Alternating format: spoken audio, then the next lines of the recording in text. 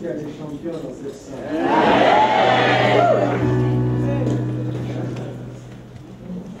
Rien que le fait de passer tout ce temps dans la présence de Dieu, je vous assure que vous êtes déjà extrêmement bénis. Je vous le dis parce que je le crois. Alléluia.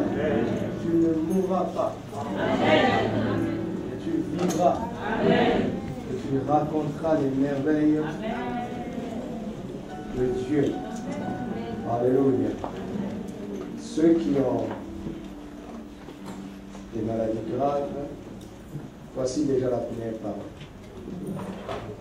Tu ne mourras pas. Tu vivras. Et ta vie racontera les merveilles de Dieu. Alléluia. Est-ce que tu le crois? Ok. Gloire à son saint nom. Ne t'ai-je pas dit que si tu crois, tu verras la gloire de Dieu, n'est-ce pas? Et la gloire de Dieu prend aussi la forme de guérison. Alléluia. Ça fait partie de notre héritage.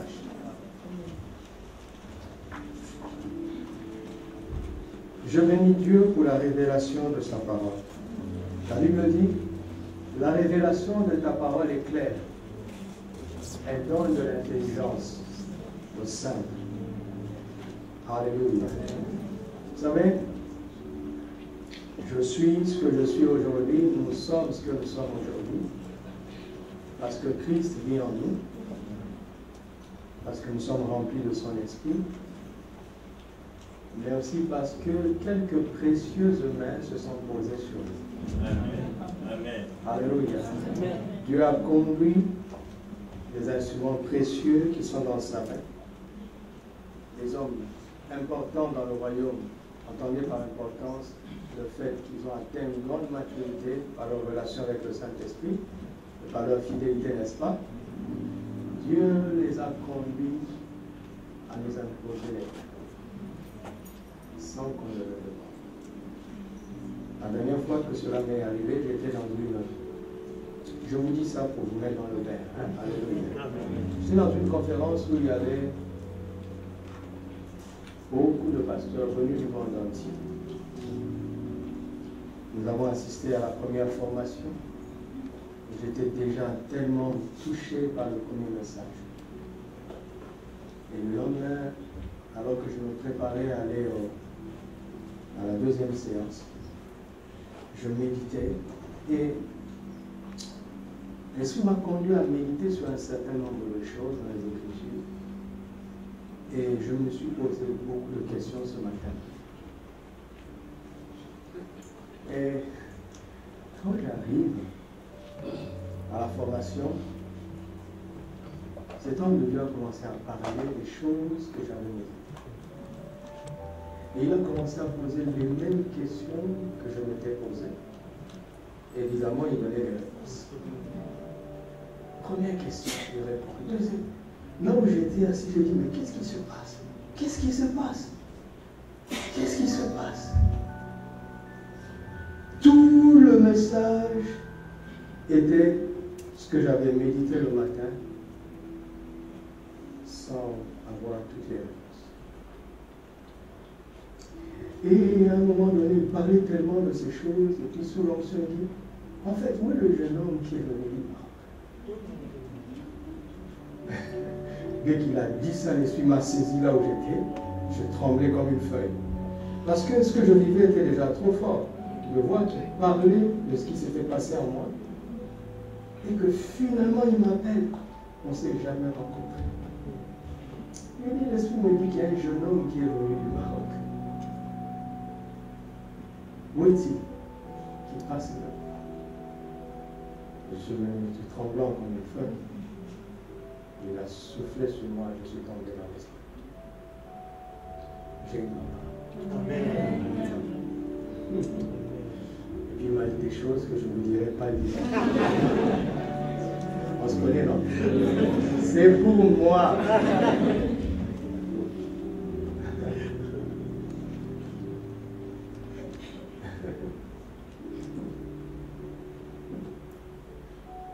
Dieu t'aime.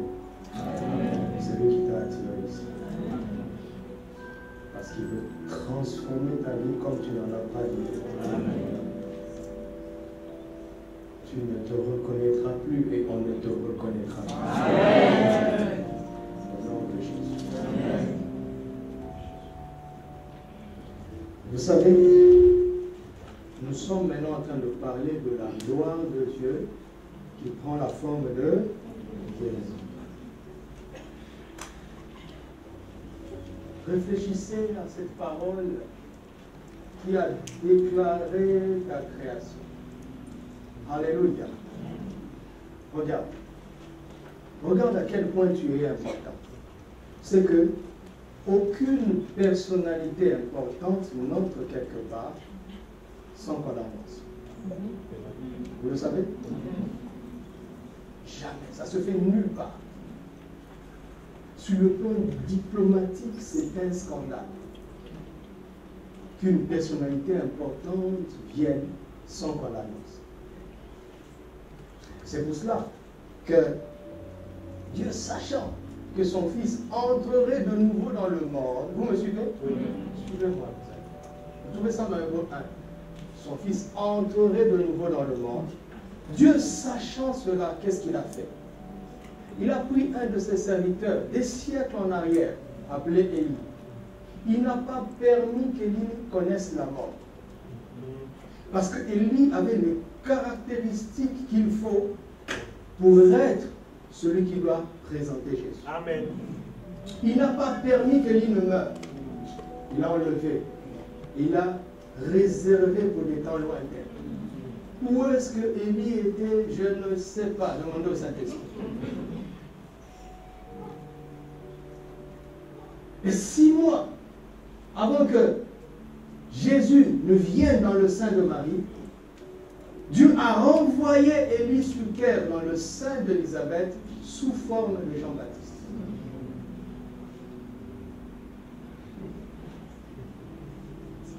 Parce que l'homme le plus important sur la terre ne pouvait pas paraître sans que le protocole céleste ne le présente. Et Jean-Baptiste a dit, voici l'agneau de Dieu. Il est venu aplanir le chemin du Seigneur. Il est la voix qui crie dans le désert. Toute sa vie, Jean-Baptiste a vécu toute sa vie juste pour dire cette phrase. Voici l'agneau. Quand il a fini sa mission, il était bon pour partir. Cette fois-ci, Dieu a permis qu'il meure. Élie est mort dans la personne de Jean-Baptiste qui a été déclaré. L'homme le plus important a commencé à opérer et à se manifester. Ça, je parle de Jésus. Maintenant, je veux parler de toi. Est-ce que tu es un humain? Est-ce qu'il y a des humains ici? Tu es sûr que tu es un homme et une femme? Tu n'en doutes pas? Créons l'homme à notre image.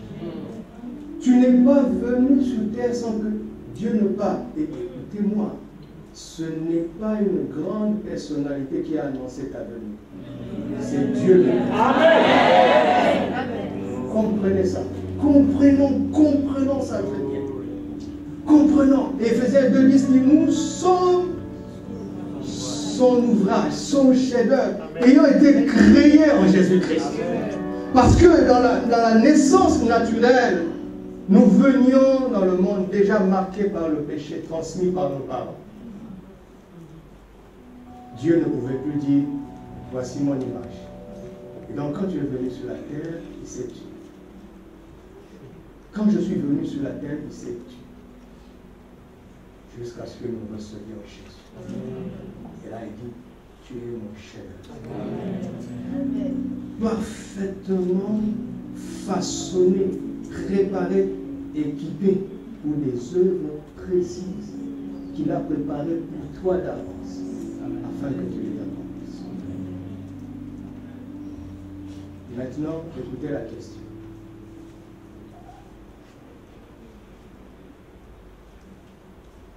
Suis-je à l'image de Christ, 1 Jean 4, 17. Tel il est, tel nous aussi nous sommes dans ce monde. Tout ce qui dans ta vie ne peut pas être transposé dans la vie de Christ, il est temps que tu le refuses. Tu m'entends?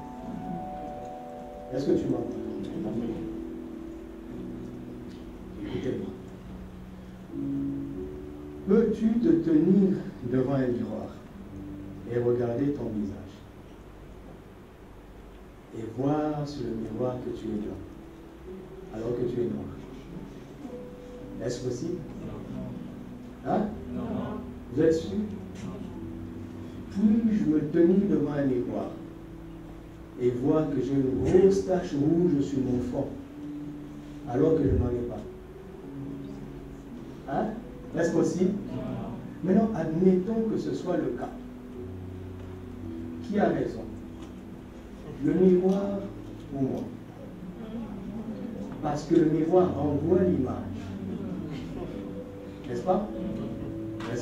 Écoutez, vous connaissez les miroirs grossissants. Quand tu le regardes, ta joue n'a pas la forme de ta joue. N'est-ce pas? Qui a raison? Qui a tort? C'est le miroir. Puisque c'est moi l'original. Miroir, tu dois me refléter moi. Si tu montes une tâche alors qu'il n'y en a pas, je te casse. Je change de miroir.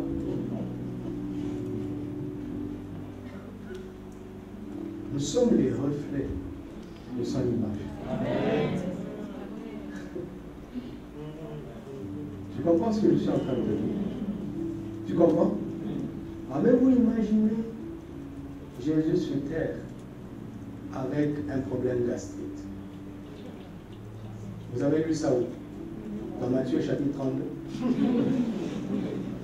Jésus supplia, et Jésus supplia ses disciples afin qu'ils prièrent pour lui, parce qu'il avait des brûlures gastriques. Vous avez vu ça où? Oui, les brûlures gastriques peuvent venir en toi. Mais qu'est-ce que tu fais? Tu regardes à l'original. Et tu dis à la copie, rejoins-moi. Amen. Je suis fou. Hein? Je suis fou de la sagesse de Dieu. Amen.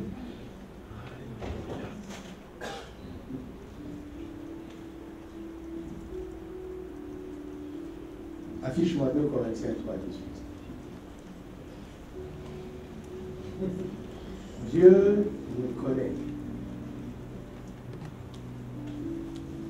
2 Corinthiens 3, 18, sois rapide s'il te plaît. Je ne vois qu'un poids glorieux, cabot et merveilleux. L'afficheur s'est fâché. L'afficheur, il faut avoir le fruit de l'esprit. Merci. Nous tous qui le visage découvert, contemplant la gloire du Seigneur, nous sommes comment? Comment?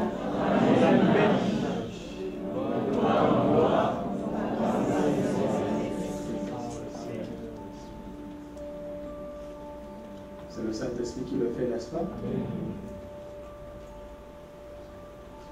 Il le transforme en la même image que ce que nous voyons dans le miroir de la parole. Amen. Et de gloire en gloire. Pourquoi? Parce que Dieu sait qu'il y aura une progression selon la croissance de notre foi. Jusqu'à ce que nous reflétions parfaitement le modèle à partir duquel Dieu nous a créés. Jésus est le prototype de ta vie ainsi que de la mienne. Jésus est le moule. Le gâteau de ta vie ne doit pas avoir une autre forme. Amen. Tu m'entends? Voici, tu veux faire un gâteau d'anniversaire à ton amoureux. Et tu achètes un moule qui a la forme d'un cœur. N'est-ce pas? D'accord? Et tu fais une pâte que tu as mijotée avec tout ton amour. Tu mets dans le moule. Et il sort une forme de cœur. Pourquoi vous voyez? Qu'est-ce qui s'est passé? Hein? Quelque chose qui ne va pas dire. Tu vas ouvrir le fou et dire, démon sort de mon cœur. Nous sommes Dieu. Christ est le prototype de notre existence.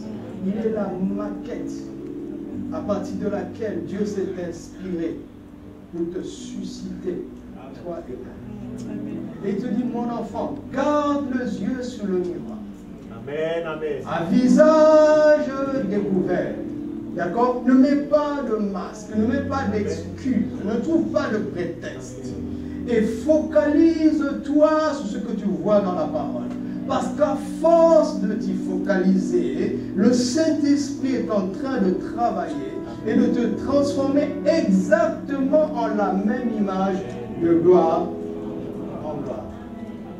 Hier, j'ai passé un temps avec l'intercession de Stat. Et les frères en ont profité pour me poser quelques questions. Et l'une des questions était celle-ci. Le frère dit, mais pasteur, qu'est-ce qui se passe? J'ai la foi. Je prie et ça ne marche pas. Qu'est-ce qui se passe? Je veux faire court. Je lui ai dit, mon frère, ton problème, c'est que tu n'as qu'une révélation, une moitié de la révélation de la foi. C'est que la foi est la démonstration des choses qu'on ne voit pas. Mais la foi est d'abord une ferme suivance des choses qu'on espère. Amen. Reste ferme devant le Amen. Amen. Quand tu regardes, tu es un chat, tu te places devant le miroir, tu vois un miroir. Qu'est-ce qui se passe? Il dit, contemple le miroir. Parce que tel il est, plus tu crois en ce que Dieu dit, plus tu permets au Saint-Esprit de te transformer. On a la même image, écoutez-moi, on a la même image. Alléluia. Voici comment je peux vous proposer de prier. Si tu es un menuisier, dis ceci. Jésus, je veux être le menuisier que tu aurais été si tu étais là à ma place.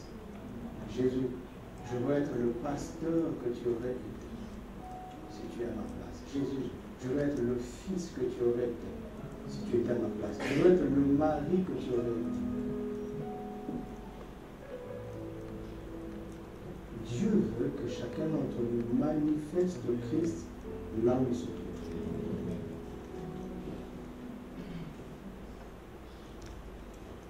Alléluia. Pourquoi je vous dis ça? Parce qu'il y a un certain nombre d'écritures que nous allons prendre. Des paroles qui parlent de notre gloire en Christ. Des paroles qui, si nous les acceptons, le Saint-Esprit aura de la matière pour nous transformer. À l'image de Christ. Vous le voulez? Regardez. Je veux vous montrer un secret en commençant par notre Père, par la foi Abraham. D'accord? Romains chapitre 4. Affichez-moi à partir du verset 16. Romains chapitre 4. À partir du verset 16. C'est pourquoi les héritiers le sont par la foi. Pour que ce soit par grâce, afin que la promesse soit assurée à toute la postérité, non seulement à celle qui est sous la loi, mais aussi à celle qui a la foi d'Abraham, notre Père, à tous, selon qu'il est écrit. Continue. Je t'ai établi Père d'un grand nombre de nations. Il est notre Père devant celui auquel il a cru. Dieu qui donne la vie aux morts et qui appelle les choses qui ne sont point comme si elles étaient. Amen. Espérant contre toute espérance. Il crut en sorte qu'il devint père d'un grand nombre de nations, selon ce qui lui avait été dit. Vous comprenez? Il avait la parole. D'accord? Il avait la parole. Et le temps passait. Et la parole semblait ne pas s'accomplir. Et il a espéré contre toute espérance. Finalement, il crut. Amen. Vous savez, dans la vie, quand tu marches avec le Saint-Esprit, ta vie commence à conjuguer les Écritures. Amen. Ce que Abraham vit ici, c'est l'expression de Hébreux 11.1. Il a vécu avant que ça ne soit écrit. La foi est une ferme assurance des choses qu'on espère. Cela veut dire, quand tu as une espérance et que tu tiens ferme dans cette espérance, ton espérance ferme devient la foi. Ça a été écrit des siècles plus tard. Mais Abraham l'a vécu sans l'avoir lu. Parce que Hébreux 11 n'existait pas. Il a commencé par espérer. Et l'ennemi est venu proposer des idées pour casser son espérance. Parce que là où il n'y a plus d'espérance, il n'y a plus de foi. De la même manière où là où il n'y a plus d'œuf, il n'y a plus de poussin. La foi naît de l'espérance. Amen. Et quand l'espérance est ferme et qu'elle tient bon, l'espérance se mue, se transforme en foi. Espérant contre toute espérance, il crut. Espérant contre toute espérance, il crut. De sorte qu'il devint père d'une multitude. Écoutez. Oh, j'aime ça. J'aime ça. Il dit maintenant, et s'enfaiblit dans la foi, pas dans l'espérance. Amen, amen, amen, amen. Quelqu'un m'entend? Non, parce que si on parle d'espérance, ça implique qu'Abraham a fait marche arrière. Et le problème de l'église, c'est qu'on bascule espérance, foi, espérance. Oh, foi, espérance. Oh, foi, espérance. Mais tu bâtis, tu déconstruis. Tu construis, tu déconstruis. Tu avances, tu recules. Tu avances, tu recules. Donc tu fais du surplace. Et je vais vous expliquer comment savoir que ton espérance est devenue la foi. Et quand ton espérance est devenue la foi, qu'est-ce que tu dois faire? Amen. Quelqu'un m'entend? Et s'enfaiblit dans la foi, il ne considéra point que son corps était déjà usé. Puisqu'il avait près de 100 ans et que Sarah n'était plus en état d'avoir des enfants. Il ne douta point par incrédulité au sujet de la promesse de Dieu. Mais il fut fortifié par la foi. Il a fortifié sa foi. Il a motivé sa foi. Il a édifié sa foi. Il a protégé la flamme de sa foi. Il a soufflé sur l'étincelle de sa foi. De sorte qu'avec l'âge qui passait et les raisonnements qui augmentaient, sa foi devenait plus grande. Amen. Plus il y avait des raisons de douter, plus sa foi devenait grande. Tu ne peux lutter contre le doute qu'en augmentant ta foi. Amen. Ce n'est pas possible. C'est pas possible. Tu es où? Il ne douta point par incrédulité au sujet de la promesse de Dieu et il fut fortifié par la foi comment? Donnant gloire à Dieu. Et ayant une pleine conviction que ce qu'il promet, il peut aussi l'accomplir. Or, j'aimerais que vous compreniez ce qui est profondément en train d'être dit ici. Mais continuons d'abord. Après, tu reviendras sur le verset 21. Continue. C'est pourquoi cela lui fut imputé à justice. Écoutez, j'ai pris ma Bible. Quand je suis rentré dans la salle, le Saint-Esprit me dit, prends ce texte. Commence à partir de ce texte. J'ai pris ma Bible. Je l'ai ouvert. J'ai commencé à méditer. Et vous savez, il y a des versets parallèles. N'est-ce pas? Dieu bénisse ceux qui ont travaillé pour la version de la Bible que j'ai. Vous allez voir, si vous vérifiez bien, c'est le cas dans la plupart de nos versions. Le verset parallèle qui soutient ce passage, c'est Genèse 17. Selon nos Bibles. N'est-ce pas? Et pourtant, Abraham crut, et cela lui fut imputé à la justice, c'est dans Genèse 15. Vous comprenez? Cela veut dire qu'ils se sont trompés. Maintenant, je vais vous dire pourquoi ils se sont trompés. Ils se sont trompés parce que la phrase où Dieu lui dit, est-ce que vous me suivez? La phrase où Dieu lui dit que tu seras père d'une multitude se trouve dans Genèse 17. Pourtant, dans la suite, on dit la foi lui fut imputée en justice, se trouve dans Genèse 15. Qu'est-ce qui se passe? C'est que Dieu a dit clairement cette chose en Genèse 17. Mais en Genèse 15, Abraham l'a reçu dans son esprit. Je vais vous expliquer. Qu'est-ce qui s'est passé? En Genèse 15, Abraham vient de remporter une grande victoire par la foi. Et il est couvert dans la région. Mais il rentre dans la maison découragé. La gloire de Dieu s'est manifestée sous forme de victoire dans la guerre. N'est-ce pas? Mais la gloire de Dieu n'arrive pas encore à se manifester sous forme de progéniture dans sa maison. Et vous voyez là un homme qui est couvert de gloire dehors, mais qui a une zone de tristesse dans sa maison.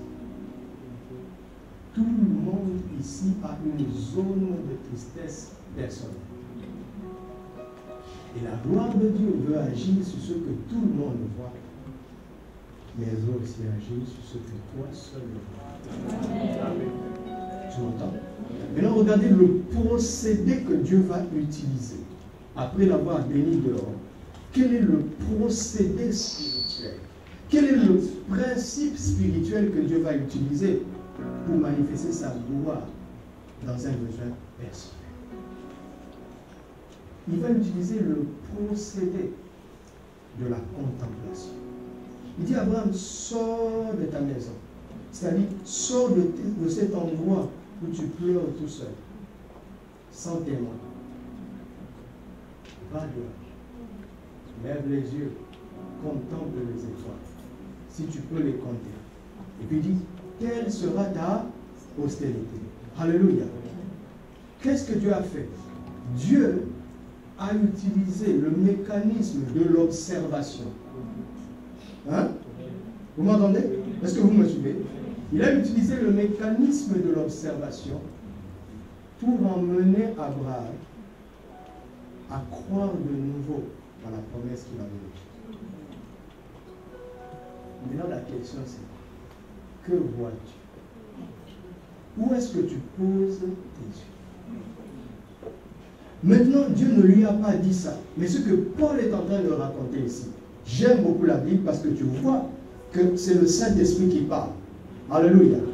Par exemple, il y a dans le Nouveau Testament des séquences qui ne se trouvent pas dans l'Ancien Testament. Par exemple, prenons le cas d'Élie. Nous savons, quand tu lis l'histoire d'Élie, nous savons qu'Élie s'est tenu un jour, il a dit, il n'y aura plus de pluie, sinon ma parole, l'Éternel est vivant, n'est-ce pas? Et nous savons aussi que Élie a prié, et là, la pluie est venue, n'est-ce pas? Et Jacques prend ce mécanisme et dit, Élie était de la même nature que nous. Il pria, et la pluie est venue. Il pria afin qu'il n'eût pas de courant. Ça, tu ne vois pas ça dans l'Ancien Testament. Tu ne vois pas que Élie a pris du temps à prier pour savoir que Dieu veut fermer le ciel. Dans l'Ancien Testament, tu penses qu'Élie est sorti comme ça. Tu comprends? Jacques a dit ce qui ne se trouvait pas dans l'Ancien Testament. Il y a beaucoup d'exemples comme ça. Il vous dit que c'est la parole du Saint-Esprit. Maintenant, ce que Paul est en train de raconter ici, tu ne vois pas ça dans l'Ancien Testament. C'est que Abraham a appris que Dieu m'a dit d'observer très bien les étoiles. Et je me suis rendu compte à quel point ils sont nombreux. Et quand j'ai accepté ça, il m'a dit, telle sera ta descendance. Donc, à partir du mécanisme de l'observation, je peux arriver à la parole de Dieu. Abraham s'est lavé, s'est habillé, s'est parfumé. Il commence à regarder son corps. Il dit, tu n'es pas usé. Je ne te regarde pas comme un corps usé. Il a commencé à regarder son corps autrement. Amen. Amen. Amen. Voyons. Actes chapitre 14. Paul est en train de prêcher. Il y a un boiteux dans une ville appelée Lystre. Il prêche, et il voit dans les yeux du lépreux, non, du boiteux, qu'il avait la foi pour être guéri. Qu'est-ce que ça veut dire? Ça veut dire que plus Paul parlait, plus le boiteux se disait, mais non, je ne suis pas docteur. Je suis à l'image de Christ. Christ est moi. On a vu ça dans ces jours. Ces gens commençaient à nous. Paul lui a dit.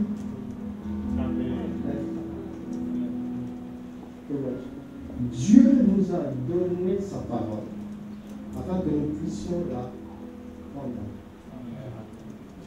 ferme et de garder nos yeux sur notre réalité qui est décrite dans les Écritures. Tu m'entends?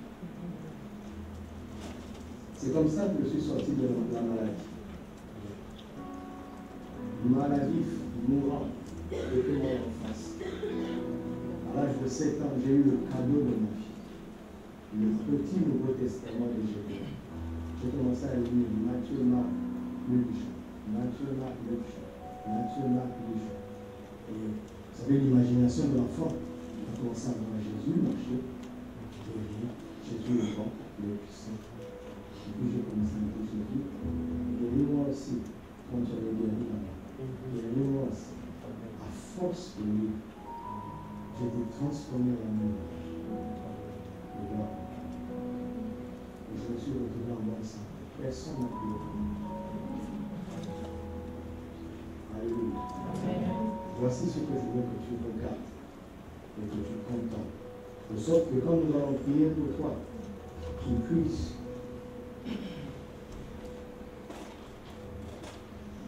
avoir la foi. Le Saint 1 verset dit, Christ en moi. Alléluia. Tu l'as dit en entrant aujourd'hui au culte. Tu as dit ça en entrant au culte. Christ en moi. Et je te promets que tu sortiras du feu. Amen.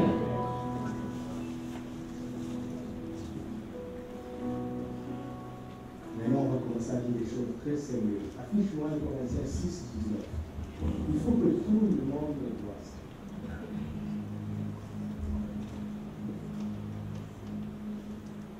Ne savez-vous pas que votre corps est quoi? Qui est où? Que vous avez reçu de Dieu et que vous ne vous appartenez point à vous-même. Ok. Allô? Vous êtes là? Je vais commencer par la fin. Je suis heureux de l'évangile. C'est la bonne nouvelle. Je veux commencer par la fin. Sais-tu que tu ne t'appartiens pas à toi-même? N'est-ce pas?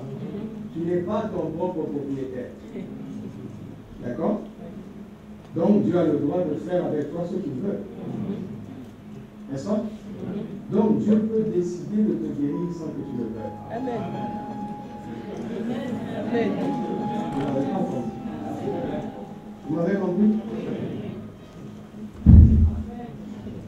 Écoute, si tu ne t'appartiens pas à toi-même, c'est que tu es un propriétaire.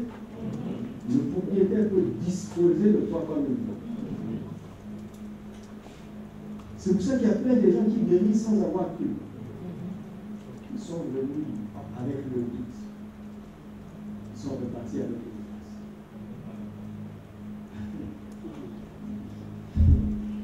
Écoutez-moi. Jésus disait toujours qu'il en soit fait selon ta foi. C'est-à-dire que si tu n'avais pas la foi, tu ne pouvais pas le faire. C'est ça, non? Je vais vous poser une question. Est-ce que Lazare a eu la foi pour sa résurrection? Répondez-moi. Jésus a fait comment? Alors, hein? Jésus a fait comment? Il a décidé souverainement. Amen. Alléluia. Certaines personnes vont être touchées aujourd'hui parce que Christ veut seulement glorifier son nom. Amen. Mais oui, parce que là, je sens que je commence à heurter un mur avec lui. Il dit, mais est-ce vrai, pasteur? Est-ce vrai? Je vous assure que c'est vrai. Amen. Je vous assure. Moi seul. Je ne m'appartiens pas à moi-même. Donc, il a le pouvoir de faire avec ma vie ce qu'il veut. Et croyez-moi, il ne fait rien de mal. Le mal ne vient pas de moi. Ok? Parce que je sens qu'il y a des gens qui ont commencé à s'incliner d'une autre façon. Ah, c'est peut-être, bon, peut-être il veut que je sois malade, hein, c'est sa volonté. Hein. Je ne m'appartiens pas. Est-ce que je dois encore désirer la guérison? Je dis, tu dois désirer la guérison. Dieu n'a pas imaginé une seule seconde que tu sois malade. Ça ne fait pas partie du projet d'un père. Amen. Les parents sont ici, non? Un parent est incapable de concevoir le mal pour ses enfants. Et s'il a le pouvoir, et s'il est tout puissant, imagine.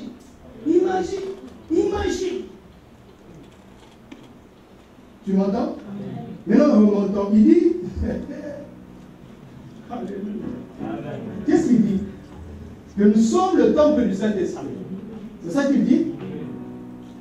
C'est ça qu'il dit? Il dit que notre corps est le temple du Saint-Esprit. Oui, je sais que le Saint-Esprit habite dans ton esprit. Je sais que tu sais ça. Je sais que tu sais que le Saint-Esprit réside dans ton cœur. Mais son corps t'appartient. Son corps est ton temple, son temple. Ton corps est son temple. Il regarde ton corps comme son temple.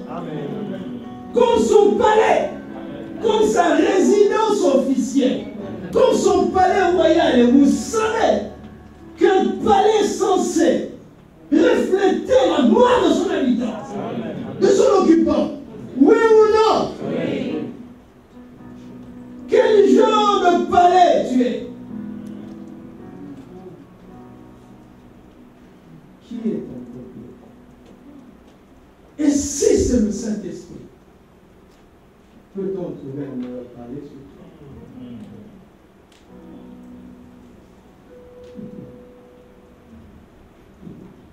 Je vous assure, croyez.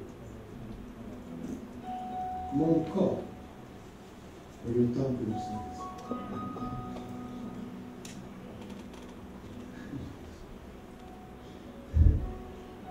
Tu prends ta voiture ou bien un transport en commun. Tu es en train de circuler. Tu passes en une phare. Elle est tout belle. Il n'y a rien. Tu passes à côté de l'appartement de la soeur. Rien du tout. À côté de l'appartement du frère. Rien du tout. Tu vas dans les quartiers qui sont soi-disant plus chics. Bon, ils sont plus ou moins chics. Soudain, quand tu arrives quelque part, tu commences à avoir des gars. De l'eau. Des drapeaux. Des fleurs. On est en train de te dire, attention, tu t'approches dans le quartier. Amen. Quelqu'un m'entend? Quand tu progresses, tu dis, ah oui, je comprends pourquoi la vie est.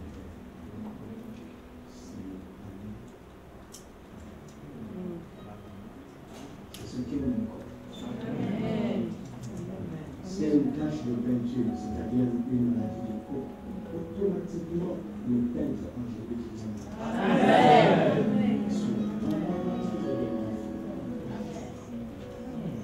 S'il y a une fenêtre qui est cassée, je dois porter des lunettes. Automatiquement, les ophtalmos célestes qui le mettent inconnu dans les yeux. Il est inconnu spirituel.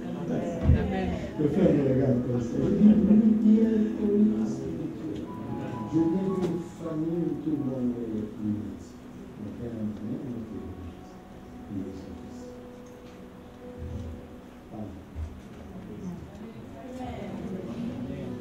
que j'appartiens à une autre famille. Amen.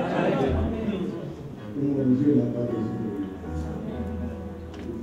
Si tu as des lunettes, c'est pas. Et tu peux écouter. Amen. Ton corps est le temple. Hein? Dis avec moi, mon corps est le temple du Saint-Esprit. Monte au verset 15. C'est parce que on lit ça comme ça. Vous savez, quand on lit 1 Corinthiens 6, c'est pour condamner les impudiques. N'est-ce pas?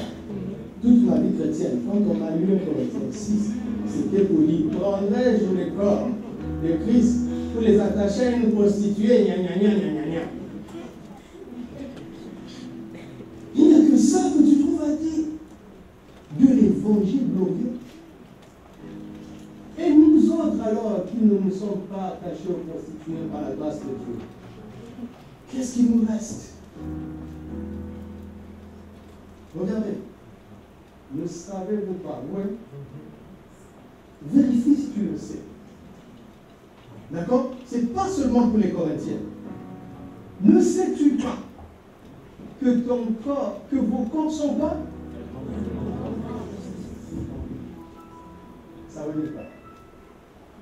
Regardez. Ça, c'est moi, n'est-ce pas? Mais en fait, moi, c'est la tête. Tout ça, c'est rien. La preuve, quand on veut te représenter, on ne prend pas la photo de Daniel. Non? Photo passeport de mon fils. Et je dis, c'est bon. Non, on prend ta tête. Ça, c'est moi. Ça, ce sont moi. Mais moi, c'est ça l'homme nouveau. C'est Christ. Amen. Et chacun d'entre nous en entier, c'est un mystère. Toi en entier, tu es un. C'est un mystère. Moi là en entier, je suis peut-être un doigt. Maintenant, si je suis le doigt de Christ, réfléchissons. Aurais-je un pannerie au doigt? Si j'ai un pannerie au doigt, qui souffre? La tête. Qui va chercher la solution? La tête. Amen. Or, lui, il ne cherche pas la solution. Amen. Il l'est. Amen. C'est aussi simple que ça. La théologie tourne autour. Moi-même, je suis théologien, ne vous en faites pas. Je suis théologien moi-même. Mais ça tourne autour. Il y a une évidence qui saute sous les yeux. Mon pied gauche est le bon. Les organes sont là. Je ne m'appartiens plus.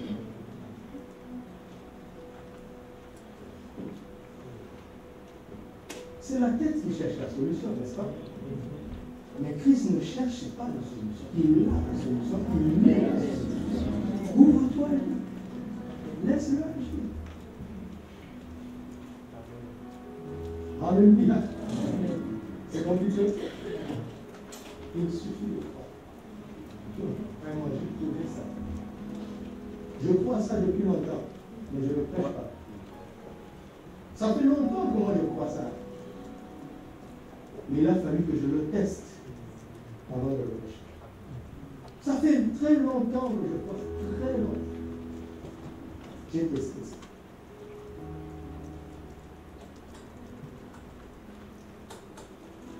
Jean 15, 15. Je suis le cep. Vous êtes quoi? Je suis le cep. Vous êtes le cep. Vous êtes attaché. Et ici, je suis 5, pas 15. Jean 15, 5. Je suis le cep. Vous êtes les serments. Celui qui demeure en moi et en qui je demeure. Il a commencé par quel demeurer? Je vous ai posé une question. Il y a deux demeurés ici. Il a commencé par lequel? Celui qui, ça dit c'est toi qui dois le rejoindre. Amen. T'attacher à lui, demeurer, ça dit tenir bon en lui. Après tu vas voir que lui aussi devient bon. C'est-à-dire qu'il va maintenant infuser les réalités de sa vie.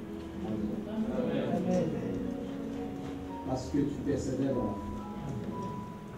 Parce que tu réponds à l'évangile.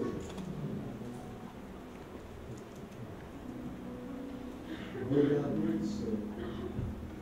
ce passage qui est puissant. Éphésiens 5, 29 à 30.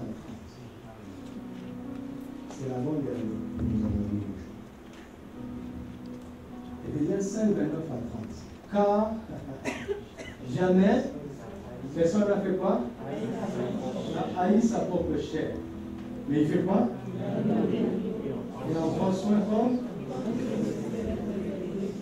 Parce que nous sommes. Mettons-nous d'abord. Ton ami, trouve-moi ça dans la version de la vie. Regardez. Il dit jamais personne n'a haï sa propre chair. Personne n'a haï. Je te dirai quand tu viens. Il est en train de montrer comment nous appartenons à Christ. Et lui, il prend soin de l'Église. N'est-ce pas? Qu'est-ce que ça veut dire? Prendre soin veut dire quoi? Hein? Veut dire quoi? Soigner. Non? Il soigne l'Église. Amen. Amen. Vous m'entendez? Est-ce que vous m'entendez? S'il vous plaît, écoutez-moi. Christ soigne l'Église. Je préfère dire comme ça, parce que prendre soin, ça peut paraître général. Christ soigne l'Église. Pourquoi il dit ça? Pourquoi il dit ça? Ça veut dire que l'Église peut être atteinte. Mais ce n'est pas grave. Christ sait la souffrance. Vous voyez? Cette révélation vient compléter 1 Corinthiens 6. Oui, si ma main appartient à Christ, ma main n'est pas censée être paralysée. D'accord? Parce que Christ ne peut pas avoir un bras paralysé.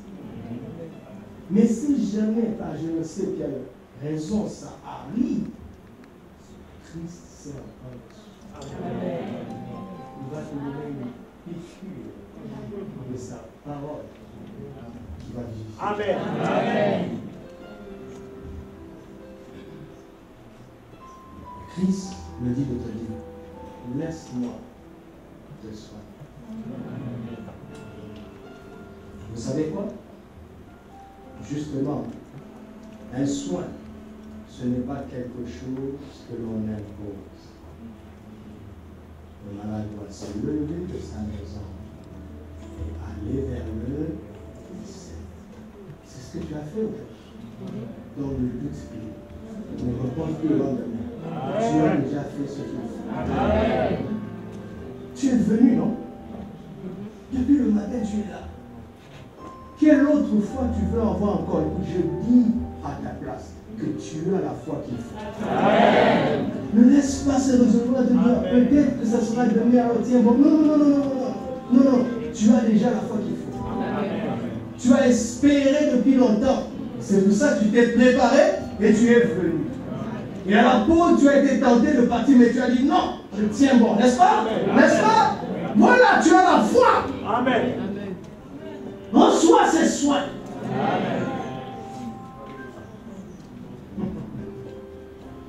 Écoutez la version d'Arby. Frère, il lit le verset 30. Ouvrez grand vos oreilles et écoutez. Verset 30. Éphésiens 5, 30. Car nous sommes membres de son corps, de sa chair et de ses os. Recommence. Car nous sommes membres de son corps, de sa chair, et de ses os. Recommence. Car nous sommes membres de son corps, de sa chair et de ses os. Recommence. Car nous sommes membres de son corps, de sa chair et de ses os. Répète maintenant. Car nous sommes membres de son corps, de sa chair et de ses os.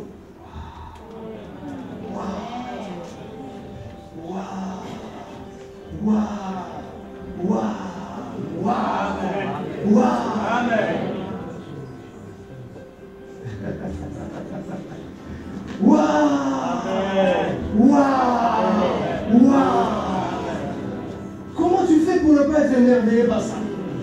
Comment tu fais? Écoutez-moi. Je suis membre de son corps, de sa chair, de ses os. Écoutez-moi, écoutez-moi, écoute-moi, je t'en prie. Si ta maladie atteint tes os, je ne sais quelle arthrose, ou la moelle épinière qui passe dans tes os, regarde tes os comme les os de Christ.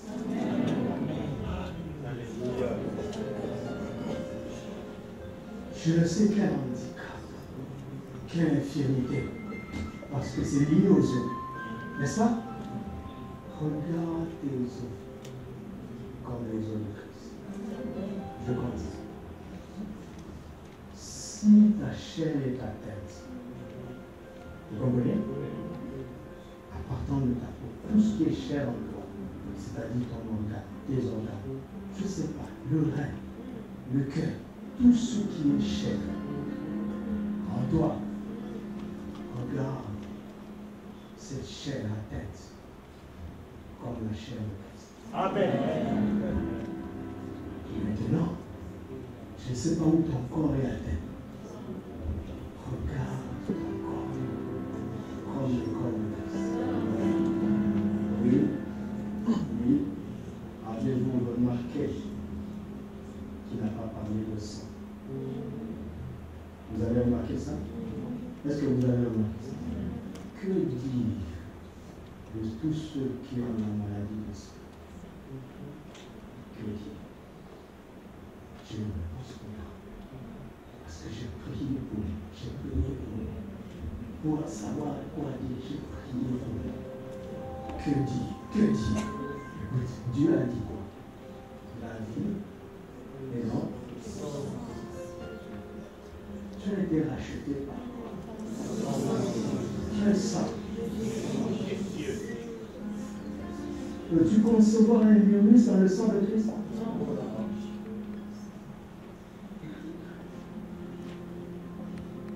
Peux-tu concevoir une maladie de sang dans le sang de Christ? Son sang est précieux. Il n'a pas mis le sang là-bas pour plusieurs raisons. Ça fera l'objet de notre étude un jour. Mais il a placé le sang à part. Pourquoi? Parce qu'il veut dire mon enfant.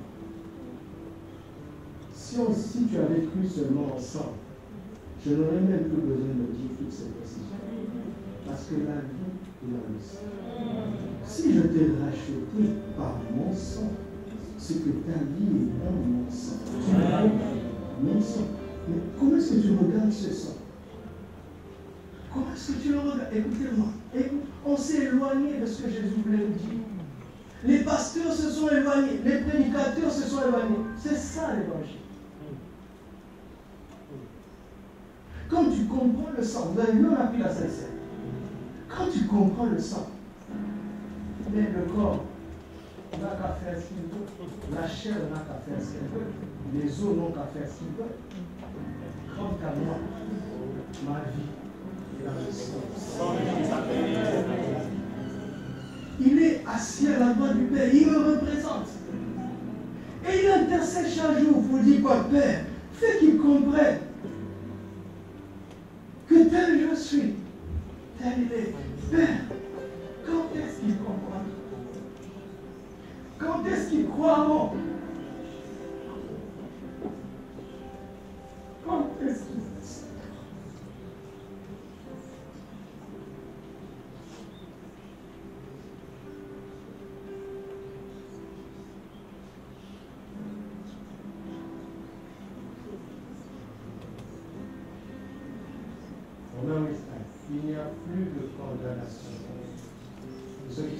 Jésus-Christ.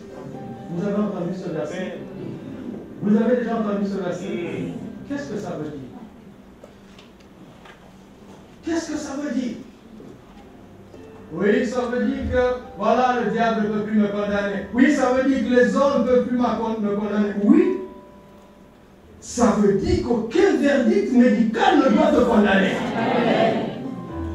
Il n'y a aucun arrêt de mort sur contre toi. Amen. Car Christ est déjà mort à ta place. Amen. Tu dois vivre et raconter ses merveilles.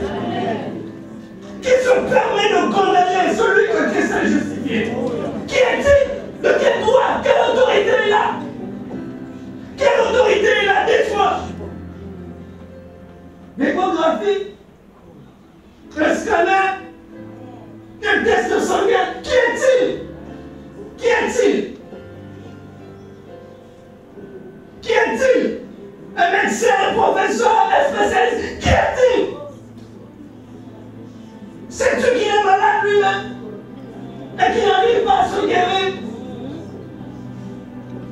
Qui est-il pour que tu laisses sa parole au même niveau que la vérité de mon Seigneur, qui sort de la bouche de mon Seigneur? Qui te permet de te condamner? Qui? Qui est-il? Qui est-il? Qui est-il qui se lève ici? Quel est ce nom qui est au-dessus du nom de Jésus? Qui peut rivaliser avec lui? Qui peut contester avec lui? Qui est-il? Présentez-le-moi.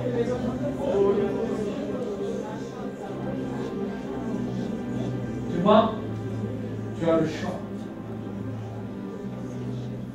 Tu as le choix. Tu as le choix, mon ami. Comme j'ai fait ce choix sur mon lit, j'avais 6 ans. Personne ne m'a expliqué ce que je vous explique.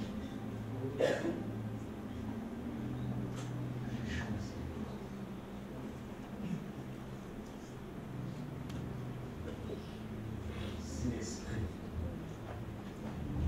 de celui qui a ressuscité Jésus entre les morts.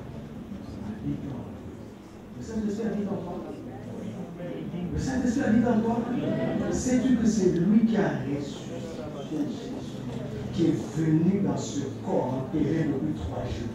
Et lui a dit, reprends. Amen. Amen. Sors dans la gloire. Tu le connais? Tu le connais? Il avait dit à Ézéchiel, il l'a emmené dans une vallée d'ossements desséchés. Il dit, fils de l'homme, c'est l'ossement